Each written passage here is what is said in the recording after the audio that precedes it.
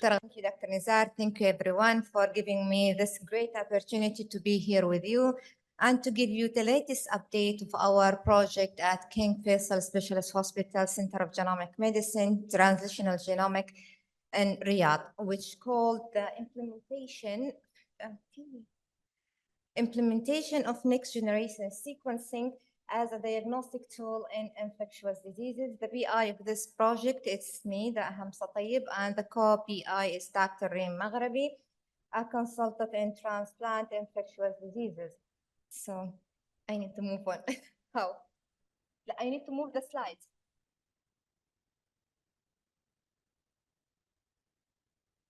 Yes. Yeah, tamam. So this project also known at King Faisal Hospital as zero undiagnosed infectious diseases. However, I need the to be with me. Thank you. Thanks a lot. So it's from here. Yeah. As you can tell from the name, zero undiagnosed infectious diseases, the main reason or the main goal for this project is to identify the anonymous pathogen or the pathogen which escaped the detection using the conventional molecular or serological method in the microlab. So to do so, we have first, in the first phase of this project, to compare all different next generation sequencing platform to identify the best workflow for each clinical scenario. Meaning, we need to ask ourselves, which platform do we choose? We have several platforms I can ensure you, as you're going to see in the next few slides, several next generation and third generation platform in the market. Which one it's helping the aim or the goal of our experiment?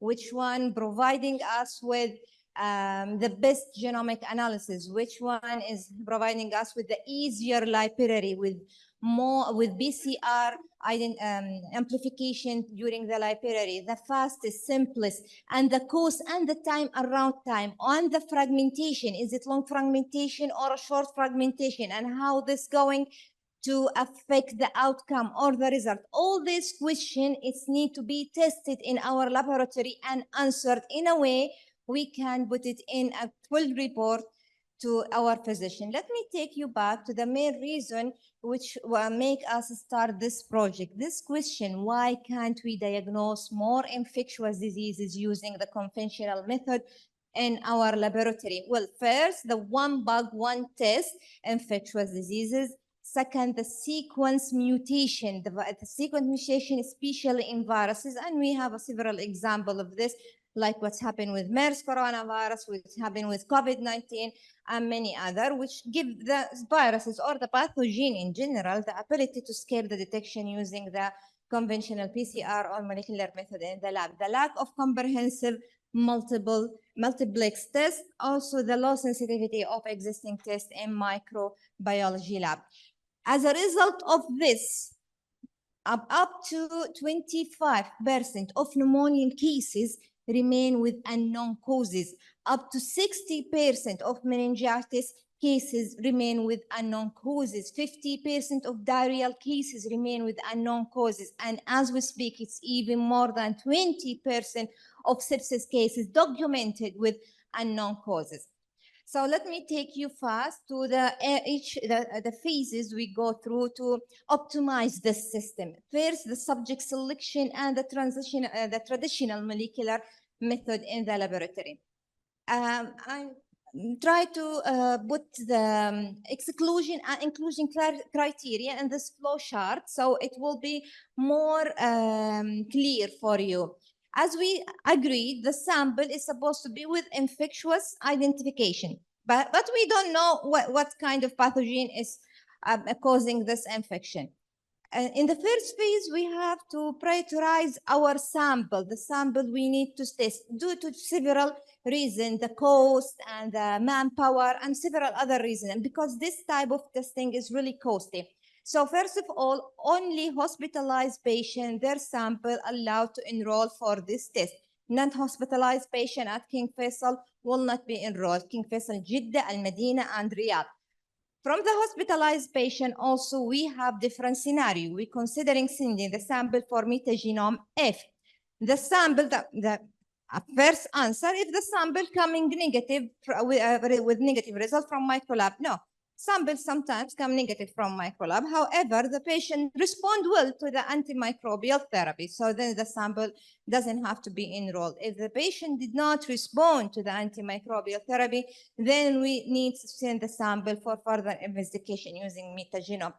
Again, if the sample came with positive results, should we send it? Yes, sometimes we had to send the sample with positive results from microlab to metagenome test because the patient still did not respond to the antimicrobial therapy or the plan. Why?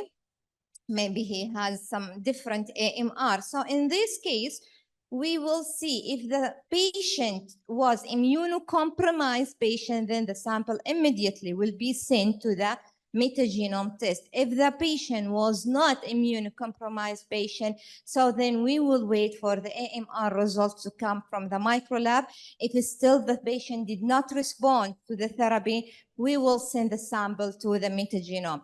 Maybe some of you will ask themselves, how come even after the AMR results came from microlab and the patient did not respond? What can we do more? What can we add more? I will show you in the result that there are some patients with the positive cases in the microlab plus the AMR, but microbiology lab won't be able to identify all classes of antimicrobial resistance exist with this bug. In fact, this patient using metagenome, we've been able to identify up to 7 different classes of AMR, which help in planning the treatment for such patient. This is the same thing, but in written, I try to move on fast because of the time. So now we need to know, before we start the molecular method, we need to know which scenario should we choose. For next, when you talk about next generation sequencing, we have targeted gene panel. Targeted gene panel, we mean 18S and 16S. 16S, if you are positive 100% that you are looking for a bacteria. However, if you do a 16S metagenome, you won't be able to tell anything or to identify the antimicrobial resistance exists in the sample. We have 18S. 18S only if you target the fungus. Also, still, you won't be able to tell anything else if there are a co-infection with other pathogen. But this kind of test for next generation sequencing is quite faster and cheaper than the other one. For the exome sequencing, no, it is not what we are looking for. Exome sequencing using for human, and we are looking for a microbe. So our target is the whole genome sequencing, or what we call shotgun sequencing, because using this type of platform, we will be able to nearly identify any DNA or RNA microbe exist in this sample, infection, co-infection, along with the AMR, bacterial, viruses, fungus, or parasite, except of course for prion or protein. So let me emphasize on something very important, is the nucleic acid material. The main thing, or what makes different in this result and quality, is the nucleic acid material. Why? Because as every other technology, this technology have its own limitation. The limitation in the quantity you should start with. If you did not start with the right quantity and the right quality, so you will have a failed run, losing the time and effort and money. So the DNA and the RNA, you should start with it on certain quantity and quality. The purity of the DNA, it's supposed to be 1.7 to 1.9. For RNA, 1.8 to 2%. Also, you cannot start RNA as an RNA. You have to, this is some modification we do during the extraction. When we extract the nucleic acid material from the sample, as some of you may know, it means that we extract everything in the sample, all DNA for the microbe along with the human. However, this will mean that when you sequence this DNA, you will sequence the human and the microbe.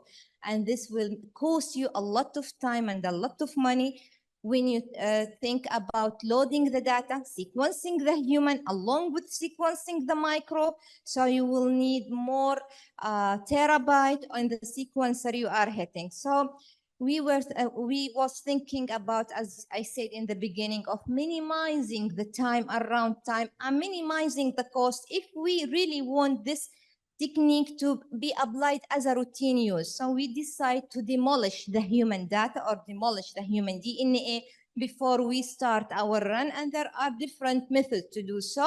One of these methods is using saponin, as we did, and after that we move on with reconcentrating our sample. Reconcentrating our sample, as I was saying before, if you demolish the human DNA, you will observe that the concentration of your sample, it's becoming really small, because you are not only targeting a microbe, you are targeting a microbe in a patient already start antimicrobial therapy.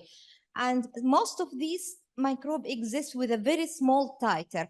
So, and as I said, that this technology, minimum, you need to start with 15 nanogram per microliter per run. So usually we don't have this kind of concentration, we don't have this amount of nucleic acid material, and we don't have time really to culture or grow these bugs. Otherwise, it won't be diagnostic or routine or the answer of an answer question from the micro lab. So we need to reconcentrate the sample as much as we can in the lab.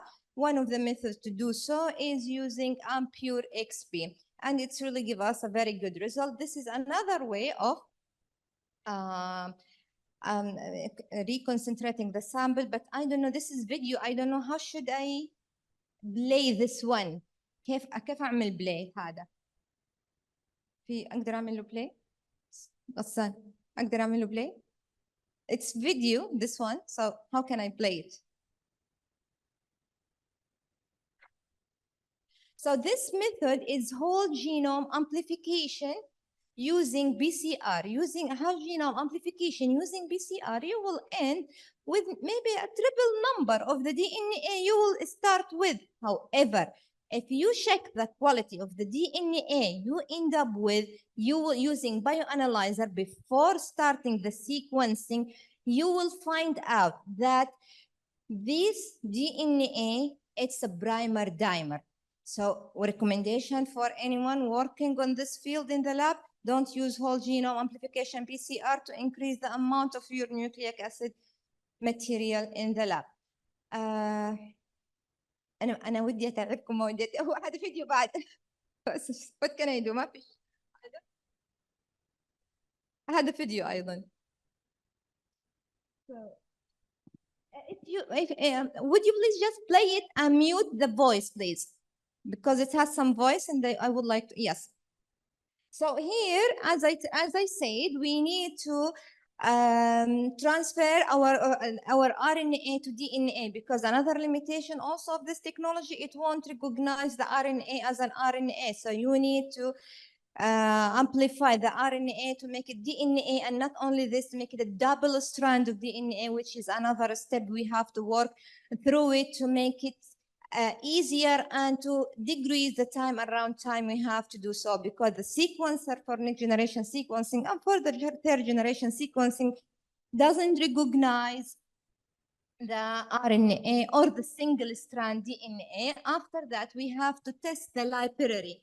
The library in each platform, it's different. We have to test it related to what? Related to the fragment, as we say, because the DNA will be cut to small fragment or to the long fragment. Which one is give the specific read or the significant read? Is this library having BCR or doesn't have BCR? How does this make any difference? Because the library with BCR will do an amplification for the nucleic acid material, and which help us to identify the pathogen. However, there are some kind of library with no BCR. It is not a good one, but we cannot use this one with a concentration or a low concentration of the pathogen. And after the DNA library and before we go to the sequencer, for sake of not losing the flow cell and the sample, we have to check the quality and the quantity of our DNA, making sure that we amplify the right hit with the right quality and quantity before we start the sequencing. After the library, we came now to the sequencing. All of these sequencer, it's available in the market. And we have to choose one of them, not all of them, of course. How can we decide which one of these we need? Well, we need to approach the one with the high capacity, high throughput, 50 to 80 million read. We need to put in mind the fragment length, the fastest one, and as I said before, the cost. We start with Illumina NovaSeq and Illumina MySeq. Why we start with Illumina NovaSeq? For the first batch, we start working on this project. As I say, we extract the DNA from human and from the pathogen. So we really need a sequencer provide us with a huge terabyte, and NovaSeq will do this. It's 6 terabyte or 20 billion single read in flow cell. The outcome was significant and was very good, and even in the clinician, it helped them a lot in their patient treatment. However, it takes us 72 hours for the sequencing and costs us more than 30,000 riyal for 10 sample, and which is not an acceptable cost for a routine use. And also for loading the data for the bioinformatic analysis, it takes us around 12 hours because the data was very huge, as I say, human and microbes. So after we demolish the human background, then we've been able to do the sequencing using MySeq from the same company, from Illumina. MySeq is give me 15 gigabyte with 25 million read, and it's been documented that if we want to be able to detect all the pathogen exist in each sample along with the AMR, we need 5 million read for each sample. Actually, 3 to 5 million read is depend on the quantity and the quality of your targeted DNA.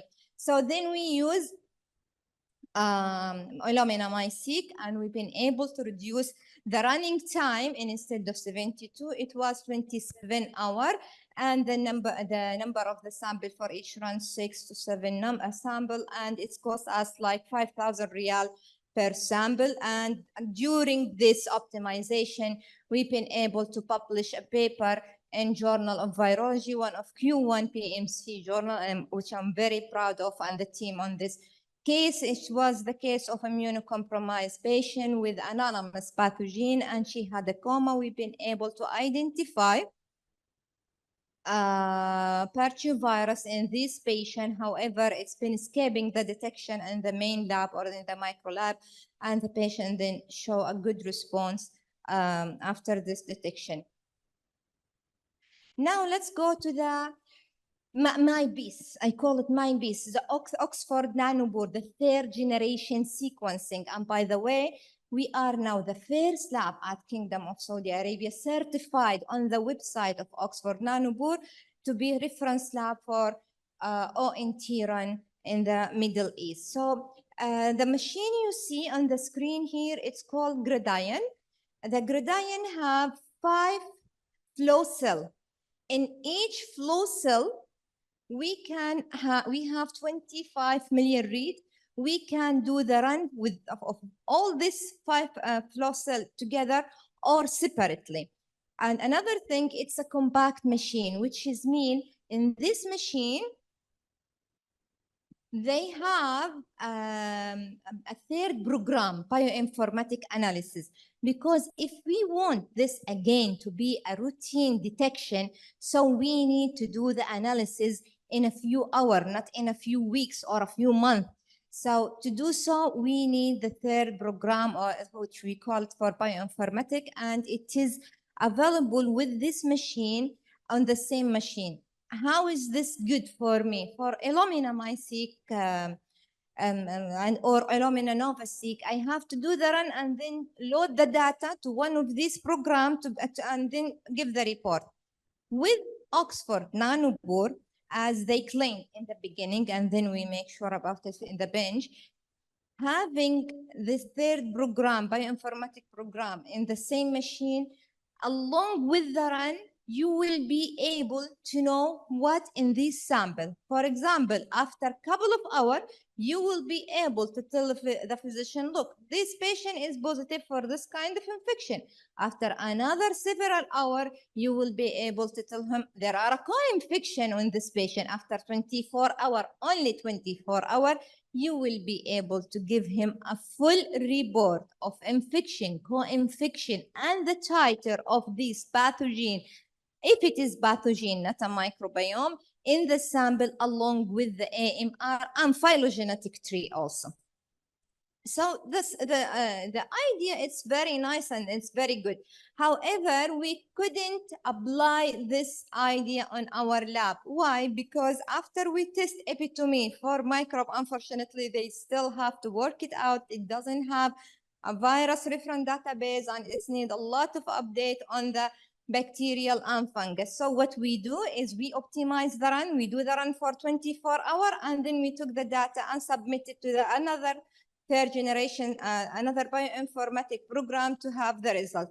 However, if we compare the result of Oxford Nanopore third generation sequencing and Illumina MiSeq, we will see that related to the cost, related to the time around time, and also as you're going to see in the result related to significancy. What I mean by significancy, Oxford Nanopore do the fragment for a long fragment, not short fragment library like Illumina MiSeq. What's different is that it's more significant. It gives you more significant information about the nucleic acid material you are sequencing.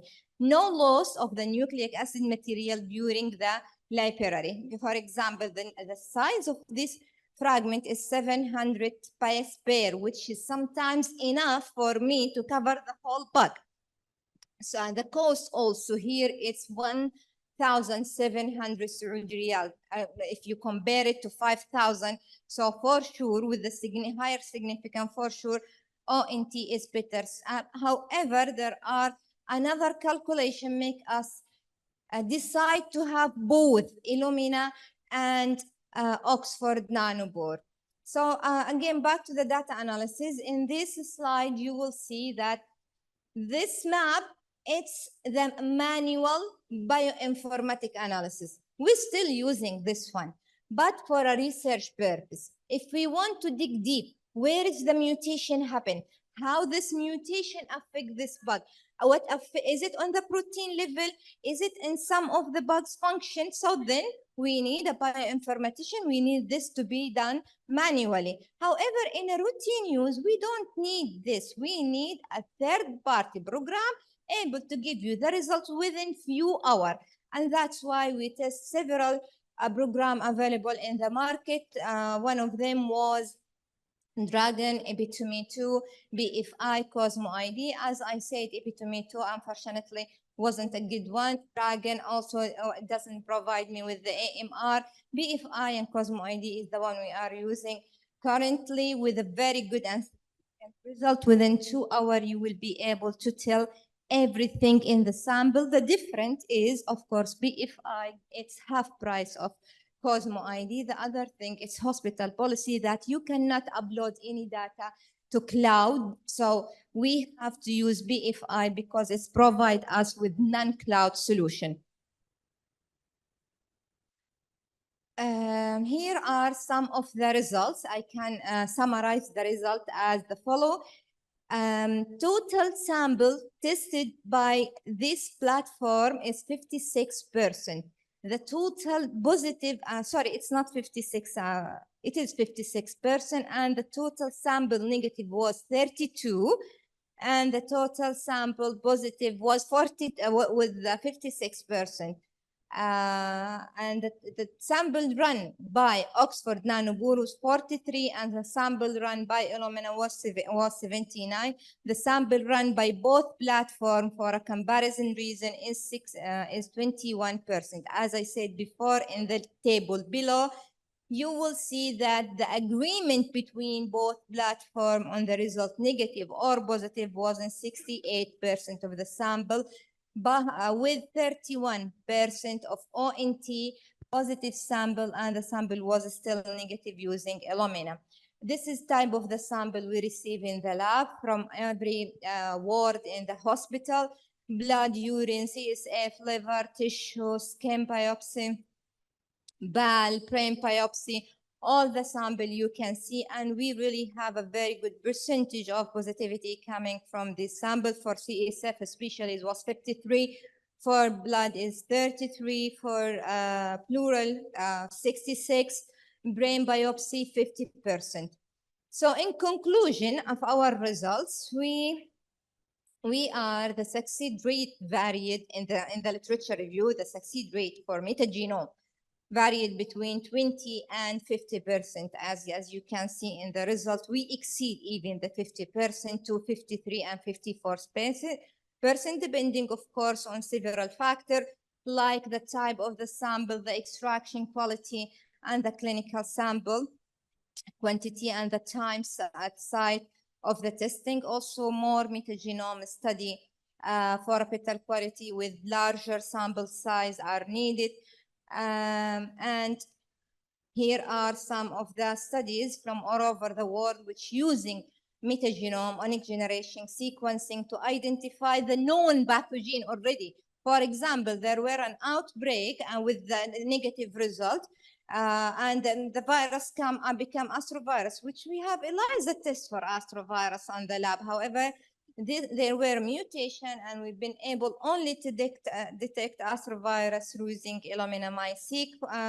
Also, there are several studies with the same outcome for old new. I called it old new pathogen because it's well-known pathogen with several mutation, allow them for infections different site on the body and sometimes escaping only the detection. Here are some studies which trying to optimize metagenome to be used in a routine diagnostic with similar outcome as we have. For example, there are one with 28 read for CSF, with 38, even for CSF, we have up to 50% positivity. Another one with 32, so on so far. And here are the summary table of the study. It's available upon request. I can forward this presentation and this study for anyone.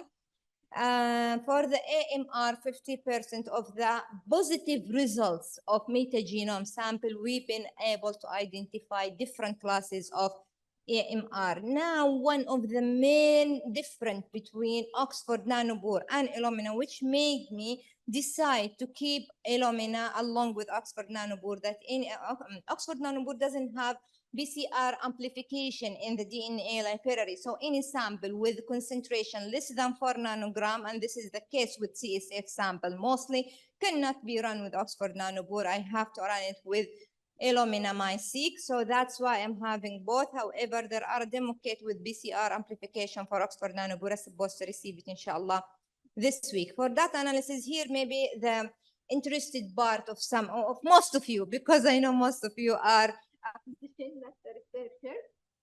So this is the case we were talking about earlier when I told you there were a case from microlab positive. However, the patient did not show the needed response because in the microlab they did not be able to identify all the classes of AMR. The patient was positive for Klebsiella pneumonia, and these AMR classes, as you can see, been detected. And this is the type of report we submit to the physician with the phylogenetic tree. Here is some of the clinical utility cases we've been able to detect. This cases is really exciting. Case number 12 and case number 13 is from transplant patient.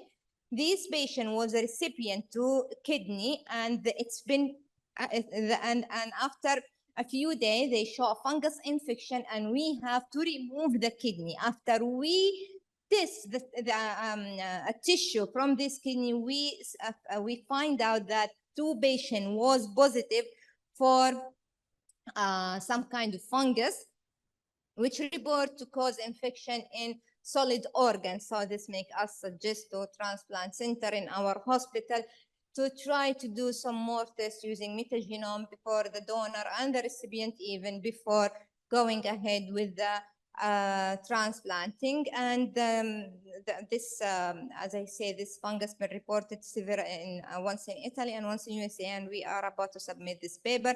This is another clinical utility case for urea plasma. It's escape detection also in the micro lab and being able to find it, and the patient show a very good response.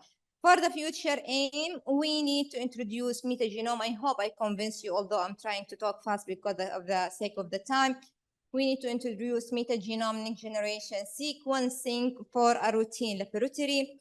Build, and this is one of my dream really, building Saudi resistant strain database. The data generated will be from metagenome will be the basis of several clinical applications like clinical diagnosis of infectious disease, outbreak detection, and most importantly, infection control, surveillance, and mutation and pathogen discovery. Why I'm saying that? During my work with metagenome, we find, I'm closing, we find these cases with Leptospira. Actually, they were positive for Leptospira, and as you know, Leptospira never exists for a microbiome as a microbiome. It exists only as a pathogen. Even if the patient did not show any symptoms, it's mean maybe because the patient already under treatment. However, this drag our attention to check on the sewage because you know that Leptospira find on the recycled water. So we need really to screen the sewage and the water supply in the hospital to make sure that nothing like this is occur. In the summary of my talk, metagenome, long and short read, Oxford Nanopore or Illumina is the approach for diagnostic of infectious disease. The infectious bioinformatic pipeline greatly improve the computational turnaround. This technology accessible for clinical and public health laboratory. Next generation sequencing for pathogen detection discovery is only the first step. Many regulatory and technical challenges remain. I will not go through the slides. Actually, I was preparing the slide for my executive director. We reach 1.5 to 2 days to being able to submit the results. So these are some stuff. If he optimize it for me, I will be able to give out these results within 12 hours. So finally, I will close with only one sentence. Casting wide net to hunt pathogen using next generation sequencing is a must. Thank you very much for your time and attention.